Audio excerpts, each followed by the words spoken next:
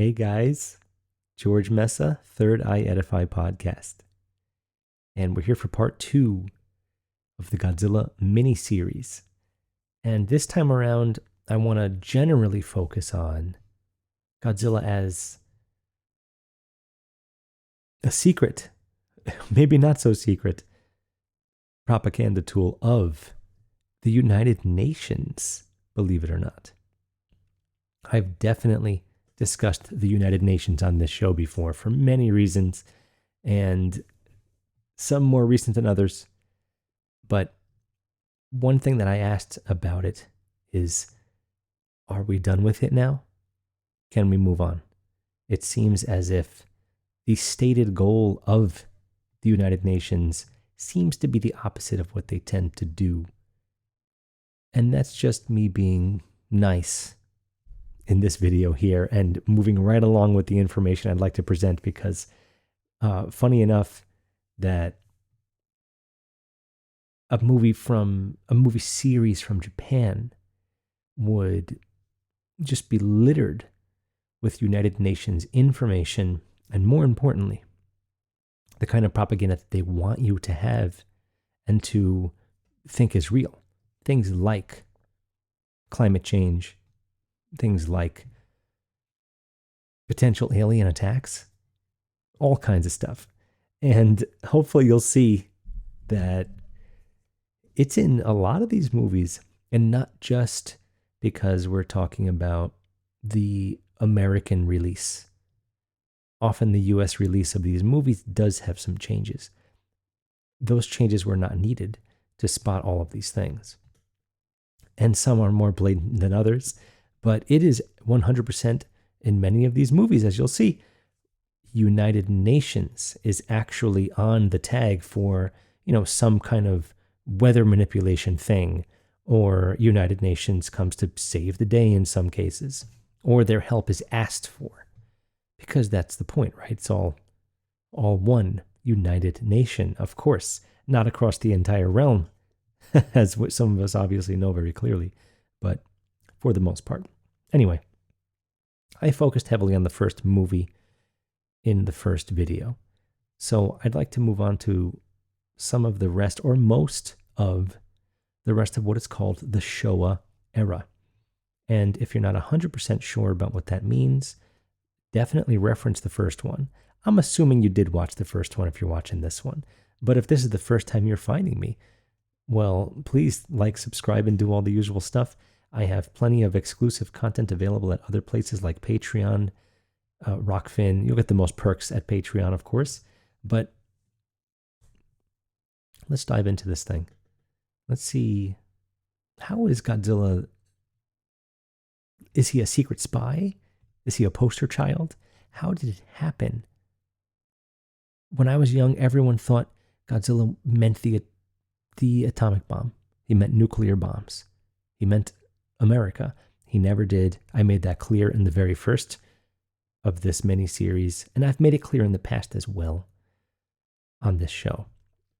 So, the Showa era from 1954 to 1975 is the first entry in the very, very, very long-running Godzilla series that has now made it all the way up to having actual American releases from the American theater, and they're side by side with Japanese releases, which I find very strange.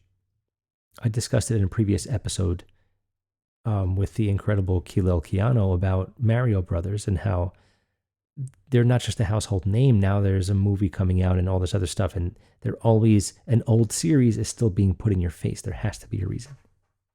I always think there's a reason. And I think there's a reason for this one too, big time. More than most, as a matter of fact. I think maybe the first movie did happen organically. I'd like to think that. But ever since then, as much as they didn't want their movies released here, that's Japan, as in Toho, the company that makes these movies, as much as they didn't seem to ever want those releases here, it happened anyway. And you can't stop a worldwide phenomenon, of course, especially when it's there for a reason. And the ideas that have been pushed in these Godzilla movies prove, at least to me, and hopefully I can prove it to you too, that it was a vehicle for propaganda to show us ideas that we were supposed to believe. So that way the rest of the world could play ball when it came to certain things, again, like climate change and other things. But they revealed little things that maybe they didn't mean to, or maybe they did, who knows? So there is a movie right after the first one that came out in 56. And it has a heavy focus on dinosaurs as the progenitor of these monsters because they're supposed to be deceased and very dead and very buried dinosaurs that were irradiated or at least somehow resurrected by the nuclear bombs, the testing of nuclear bombs, which is often how it's said, the testing, not necessarily the blasts that happened in Japan, but the testing that was going on in the South Seas. These are the things that resurrected these monsters from suspended animation, as they often say. So now we're going to skip ahead. And also, I should mention in this 1956 movie, which was also black and white, it's an often forgotten one in the series, there was a main focus of the main characters. They were running a fishing fleet. And global warming was affecting the fishing. So this is the first time we're getting the global warming thing. And plenty of global ideas brought up in the first movie, but this time now they're already moving on. They're already moving towards the things we need to know as our good little slaves to the system. Right away. Dinosaurs and global warming. So now move on to 1962. And we get definitely one of the best entries in the series, King Kong versus Godzilla. Now, some people might hear that and think the new movies that are just coming out now from Legendary Pictures. Certainly not. And I'll probably end up doing something about the newer movies at the end of the miniseries. We'll see. I have a little surprise potentially lined up for the end of the miniseries. We'll see if that happens too. So, King Kong versus Godzilla. Battle of the Titans. It's quite a movie. I really do suggest watching it, actually. It's pretty fun. It's a pretty fun watch.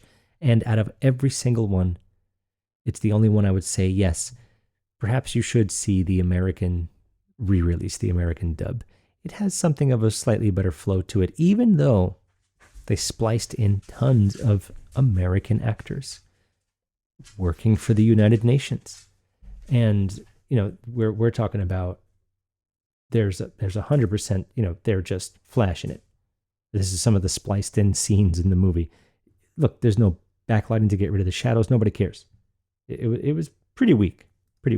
And I do want to mention in one movie, in 1968's Destroy All Monsters, Godzilla actually attacked in New York a replica of the United Nations building. We don't see those iconic flags surrounding it, but this is clearly meant to be the United Nations building in New York. So I found that to be very interesting indeed, and I think that it's a win for the Godzilla series. If only it happened. So most people that have seen this movie have seen the American release. I don't think a lot of people actually have seen the Japanese release of this particular movie, King Kong versus Godzilla. But think about it. They got the rights to King Kong. It's an American creature. It's an American monster. Toho got the rights for King Kong. They used him for more than one movie, as a matter of fact. And it's sort of like USA versus Japan in its own way. I don't necessarily think they approached it that way in the movie. I really don't. But in a certain way, it kind of is, right? King Kong is the United States. Godzilla is Japan.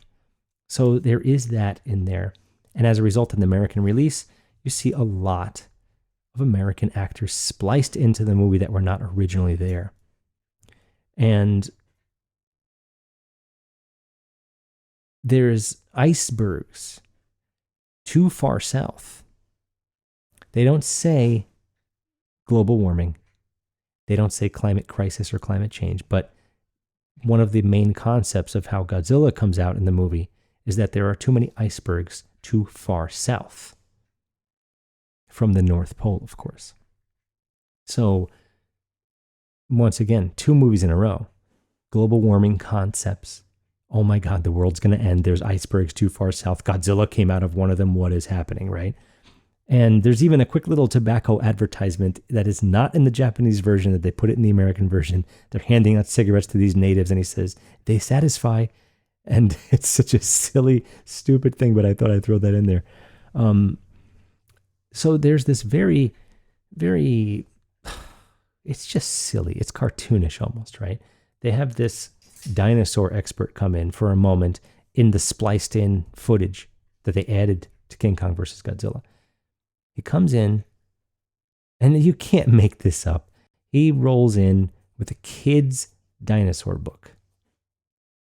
And he talks about how Stegosaurus is also known as the plated dinosaur. Like, that wasn't well-known information. Any kid can tell you that, especially with the way propaganda is nowadays. And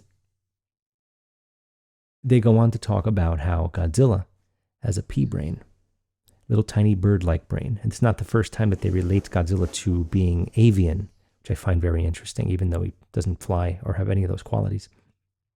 But it's an interesting twist on the current narrative for dinosaurs, which, as I think it's worth mentioning, I have certainly spoken my mind about dinosaurs and what I think about them in several of my episodes in the past, including Slick Oil and a few other ones, where I talk about how I'm really sick and tired of all this dinosaur propaganda. Every kid, their first large word is Tyrannosaurus Rex or pterodactyl. They can say dinosaur names, 4 or 5 syllables long, easily, very young, because it's thrown in their face, and they make sure you think dinosaurs are real. You need to believe all of the things, Big Bang, gravity, all these things need to be believed for you to believe dinosaurs existed as prescribed. So here's my point now. They're trying to say that dinosaurs had feathers and were more bird-like. And in this movie, they're trying to say Godzilla has a bird brain. And in the one that came out in 1984, hint, hint on the year, right? They also said that Godzilla has a bird-like brain. So they connect birds to dinosaurs in these movies as well, way before it became part of the official narrative. There's another maybe a little jab here, because they could do whatever they want. When they get the rights to be able to add the American scenes in before the American release, they're not really restricted in that many ways. They take scenes out of the Japanese version to keep the flow of it going, even though it really doesn't. And then they add their own very crappily shot and very poorly acted scenes with the American actors. They say Godzilla has this silly little bird brain that does nothing. He's just a creature walking around, doesn't know what's going on. But King Kong has a very noble and very large-sized brain for a monkey. And it's almost as if, and I just thought about this recently. I actually did not think about this for quite a while, or ever until now. Godzilla has a tiny little pea brain. There's Japan. And strong America has this wonderfully large and able to think in many different ways brain. Does it reflect what actually happened in the movie? It's debatable. I don't have to get into it. It's almost too nerdy. It's not really worth it. So let's move on. Now we hit 1964. And another one of my, pretty much, I'd say lightly, but another one of my close to favorite ones in the series, Ghidorah the Three-Headed Monster. And yes, it's Ghidorah, but I'm just going to say Ghidorah because that's what it was in this movie's dub that I grew up with. And it's just always stuck with me. Right back to global warming again. It's just 3 movies in a row now. And I never thought about it. You don't think about it as a kid, but it has an impact on you. Everything does that you hear as a kid. So once again, this is a propaganda tool. Everything about these movies. There's global warming. It's mentioned right away.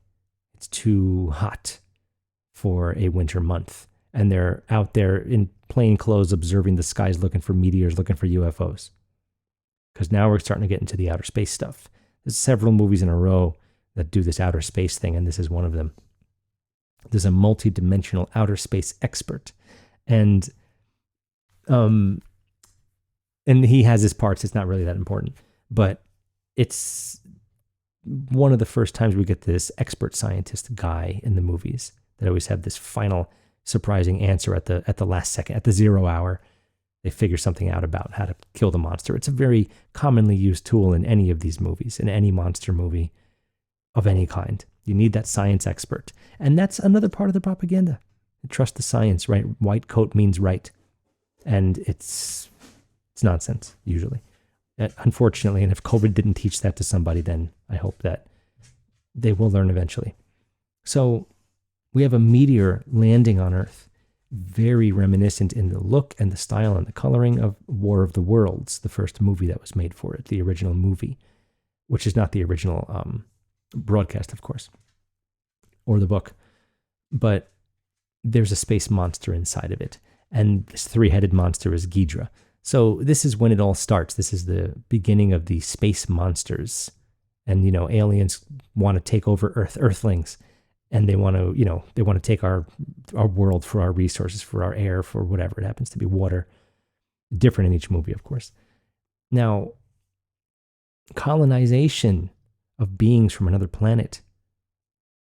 Another thing that I think is worth mentioning, if you saw my recent Alien episodes at episode 50, the fear that they push, the propaganda of fear, like that Reagan speech at the United Nations building. Wouldn't it be great but it would take something like an alien invasion to get the entire world to agree on something.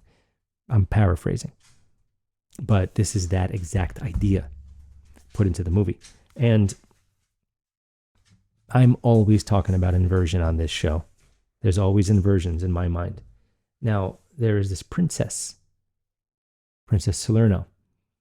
And as you can see here, this person is certainly not dressed like a princess. She escapes near death by some miraculous experience she has in an airplane, by the way. As it's over the water, she sees a light that tells her to escape. She jumps out, the plane blows up because they're trying to assassinate her. And she appears out of nowhere in Japan wearing this, which is a fisherman's outfit of a man, which we see that man talking about it later on in the movie. It says she traded her royal bracelet for his fishing clothes. So she's dressed like a man. First of all, that's not necessarily the inversion, but that's already something of an inversion. Am I wrong? I don't think so. But here's the kicker. In the Japanese version, she is from Venus. In the American dubbed version, she is from Mars. And this is not the only time there's some kind of weird switcheroo. And it is often gender switch. In that 1984 movie that I had mentioned earlier, there is a brother. Or in the American dub, it says brother, but it's actually the word at the time of that scene is actually sister. They rearrange the story to make that scene actually say the opposite gender. It happens enough to mention, but I thought that this is the most interesting gender switch of all, because they took the Venusian and they made her a Martian, because of course the Martians are going to attack, right? And the Martians are the ones that that was always the term that was used. I am a Martian. And that was kind of just how you grew up knowing that it was an alien. So they kind of, they westernized it. But they inverted the planet that was being described from her. She said she was from there. She's not. But she hit her head or something when she landed in the water and thought she was an outer space being for a while. That suddenly had, prescience of where the monsters were going to appear and all this other stuff. Whatever. My point is inversion. Is very present in the dubbings of these movies. And I think that is fascinating. And I think it goes a long way to show that the people that made this were meticulous enough to make sure that Western audiences got the information they wanted them to get, even if the Godzilla movie did not actually do that. So now we move on to 1965, Invasion of Astro Monsters, where we are back in outer space, but this time we are actually adding an American actor, and he is side by side with the Asian actors, which is, again, pretty fascinating. I think it became a modern trend, I guess, in certain Japanese movies, but in the Toho Monster series, this was starting to happen a good amount. And at least 6 or 7 movies that I can think of, potentially more, as a matter of fact. The interesting thing is that he's speaking English alongside of them speaking Japanese. And then in some of the movies, the American actor is speaking Japanese. Then when they go to dub it, they actually redub the English with a new English voice actor. And then, of course, they put the English. It's very ridiculous. But bottom line is that they've got English and Japanese actors side by side. Through the power of the United Nations, perhaps. But this movie, they have space clothing. They are actually wearing the appropriate gear to go to space. They get in a spaceship, a rocket ship. They go to a special planet that's hiding behind the sun because we are moving around it at the same time, so they've never seen it, and it's always been in our solar system. That's the story anyway. Planet X, of course. Of course it's X, right? Elon Musk and anything else you want to mention. Please do see my previous episode about X and Elon Musk. I thought that it actually came out very good for the quick episode that it was. And I put a Godzilla clip in the beginning by total coincidence, total chance, different X, different Godzilla movie.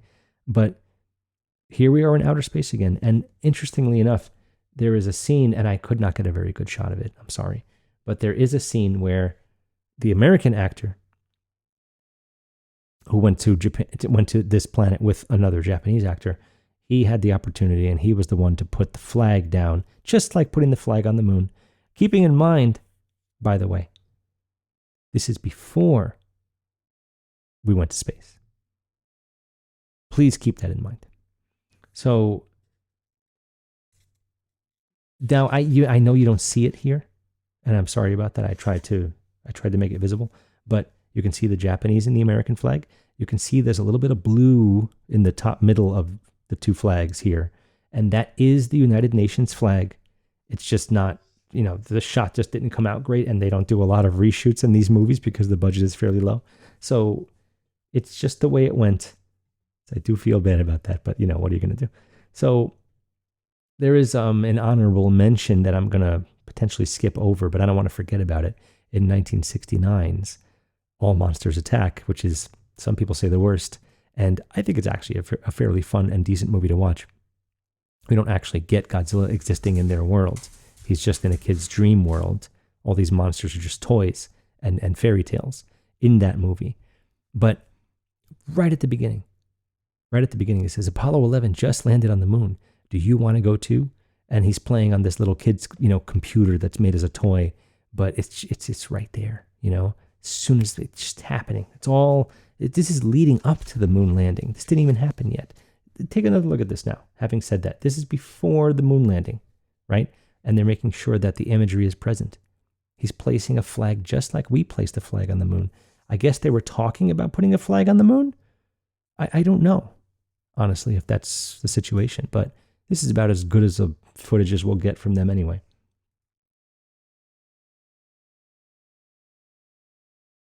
So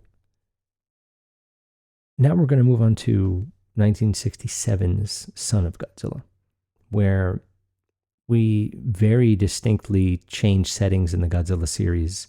We go from the outer space of the previous few movies. Now we're in a jungle island setting, South Sea Islands. And we find ourselves in this paradise, essentially, where there is a United Nations research team. And it's very clearly called that. What are they working on? They're working on weather manipulation. And why are they doing it? There's a conversation between them eating dinner. And the head scientist says, you know what the growing problem in the world is, of course. It's the growing population. I would reference the population bomb. I may have that book right here somewhere. Oh, actually, it might be on one of those bookcases. There is more than one bookcase in this room, I assure you. And the population bomb, of course. So he said, so the problem is the lack of resources. I have it worded like it is in the movie. They're trying to figure out how to control the weather so they can turn tundras and deserts into regions that can have life and to regions that we can live. Meanwhile, those places have a lot of life. They're just not the same life. And that's probably part of the equilibrium that we require in this realm. So he says there will not be enough resources for the growing population. We could turn the desert or tundra into a livable place with weather manipulation. And then, of course, he says, goes on to say, we can't let the public know so it doesn't end up in the wrong hands. It's the theme of the very first movie with the oxygen destroyer. A noble idea to not let it get in the wrong hands, but that's not how it works, is it? Usually the wrong hands create the thing to begin with. And that is a growing problem with anything you can possibly name right now, unfortunately. So how do they do it? They use weather balloons to set off nuclear explosions in the sky as a catalyst to change the temperatures. They go for cold at first, and it turns into a tropical storm. Then at the very end, they manage to make a snowstorm, and Godzilla gets trapped in it with his kid. But there's also a little virus sickness that goes around and it plagues the crew for a moment, which is just par for the course and not really worth mentioning, but I thought I'd throw it in there. This movie is called Son of Godzilla. When you search for it, you will get Son of God, since we, of course, changed his name to Godzilla from Gojira. And Godzilla is not really said to be female. You don't see any genitals on this monster, of course, because that would be pretty silly. His genital region is exposed in his costume. You just don't see anything. But there is an egg, and this egg hatches with a baby Godzilla, Minya. And I always wondered about this, what were they getting at? The baby sends like radio waves of sorts signaling to the parent to come get him.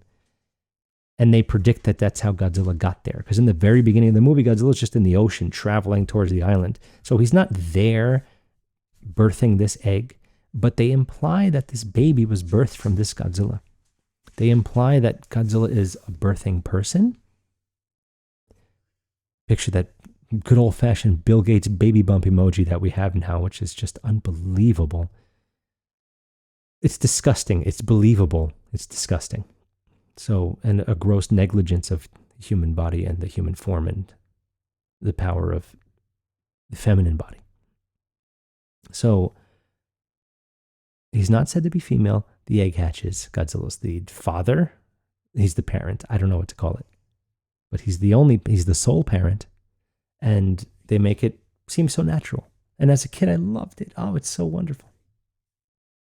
It's a fun movie. It's a fun watch. It's a fun movie. But now, unfortunately, this series that I grew up with has turned into research material here at Third Eye Edify. And if you like what's going on here, please don't forget, share it with everyone you know, especially if someone you know is a Godzilla fan that never thought this way before. I mean, I have this little book here, doesn't mention a damn thing about any of this. And it's no surprise. Only thing I'm surprised about is that I haven't found anyone else talking about Godzilla in this fashion. I've now gone on Crow to talk about it, and I've had my few episodes on here. And I, of course, have thrown in Godzilla and other monster movie things throughout the course of this show's life, but never in this focused detail, of course. So now we move on to 1968, which was going to be the last one. The first one was going to be the last one. The second one was going to be the last one. And they've never stopped. It's still going. Many, many, many decades later, we're eventually going to hit the 100-year anniversary. We just hit the 70-year anniversary this year, as a matter of fact. The first movie was November 1954. So 1968, Destroy All Monsters. Funny enough, it takes place in the future of 1999, just like Prince. I didn't even think about that, actually. Very interesting. So there's a few great natural disasters mentioned.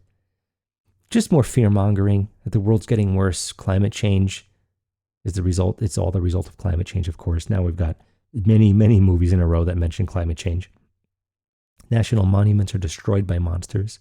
And again, including the UN's, the picture I showed earlier. Humans and monsters are under radio wave mind control from aliens. keep that in mind. It's not the first time that not the last time that we're going to see that. So I definitely think that's worth mentioning. And we're back on the aliens again, just like that, right? So I did skip a few movies, by the way. They don't all have these United Nations references. But in Destroy All Monsters, the United Nations is where the delegates go to talk about what's happening. All the monsters are taken over by the aliens, and now they're attacking all the different countries. So United Nations is there right away. And an interesting movie in 1971, Godzilla vs. Ghidorah, or the Smog Monster, a monster born of pollution.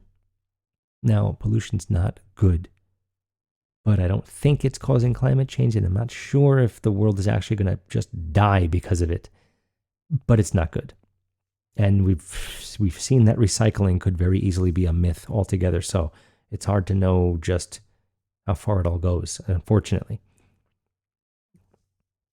Throwing trash out your car window is not good. Let's just put it that way. And there is a distinct evolution process of this monster. He goes from a tadpole to a quadrupedal to a bipedal, then he can fly. So that's already something that I think is propaganda-ish, at the very least. And they mentioned that he may have flown to Earth on a meteorite, this monster, and then attached itself to all the sludgy pollution that we've created, and now we have a monster. There's a lot of actual scenes of death in this movie. The humans dying on screen. That's very rare in the Godzilla series. Doesn't happen very often at all. He's not the kind of monster that, grabs people and eats them, even though that has definitely happened in Toho monster movies, but never Godzilla. And there's this scientist that knows all, of course, like usual, and he is talking about this is his prediction. I predict, my theory, it's always theories, right?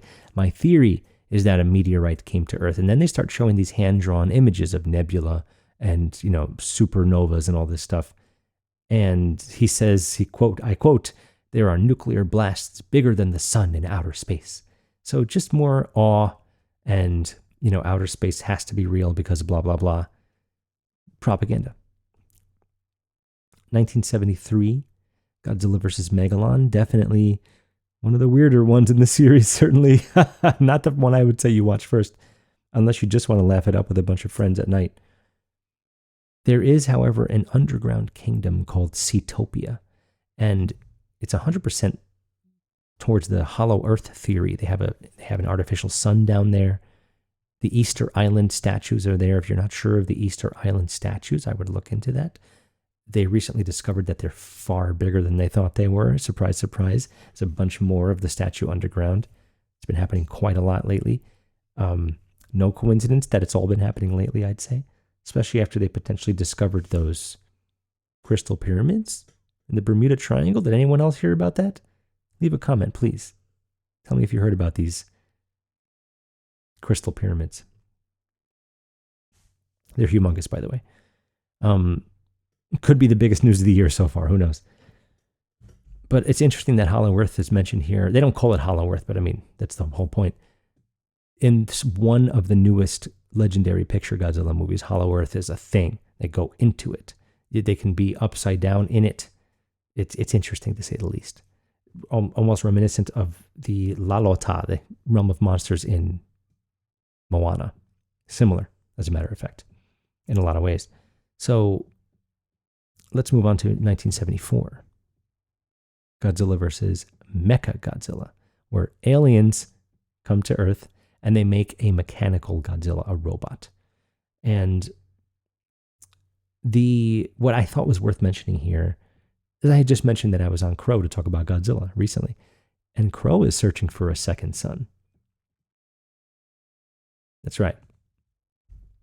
And in this movie, there's a riddle to figure out.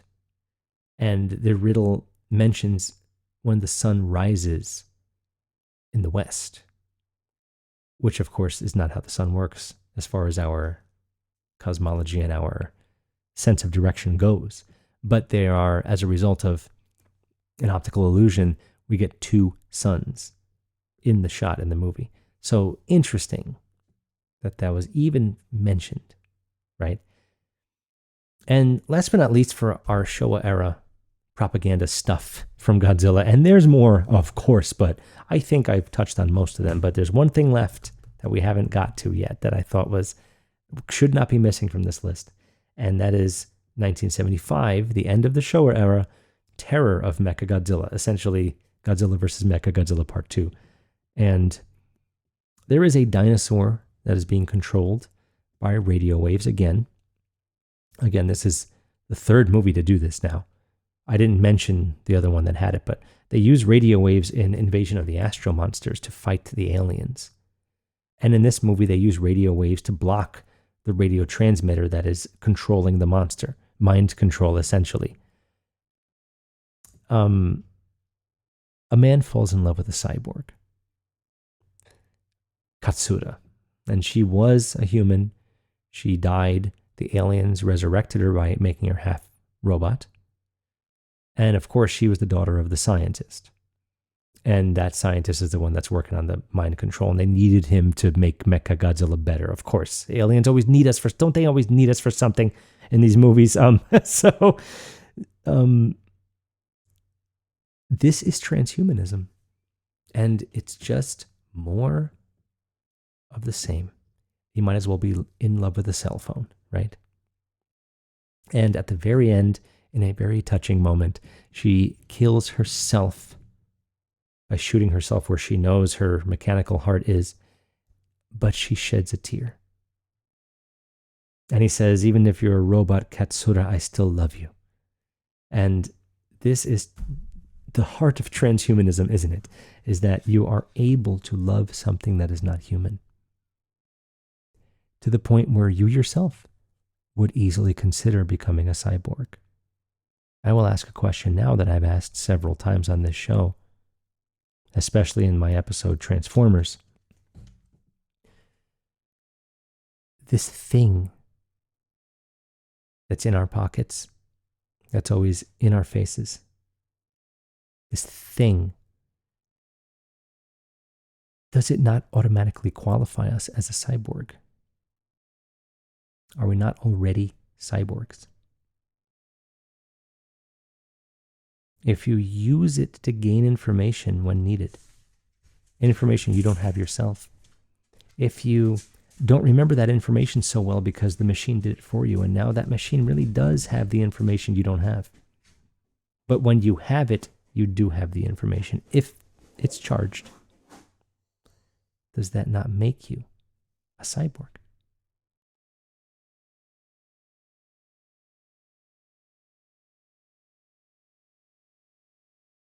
With movies like this, and the very, very good chance that you've seen them over 100 times each, just like this guy, is it not easy for you to fall into the trap? How lucky am I that I'm a human being and that I'm able to overcome the power of propaganda? How lucky are all of us that we even have the chance to discuss this? And how lucky are you that this isn't even the last entry in my Godzilla miniseries? Thank you so much for watching, guys. I really hope that you found some of this to be surprising, even if you've seen the movies. I think I watched them far less casually than most people, and I know that. So hopefully my insights, my nerd-powered insights, can help you see these movies in a brand new light and see things you may have just didn't notice because you're just watching for the monsters or whatever. These movies are supposed to be fun. They are supposed to just be a relaxed, good time. They're still, some of them are very good movies. It's unfortunate that they were manipulated and being used as a tool for propaganda, but most things are. So it's okay to enjoy them.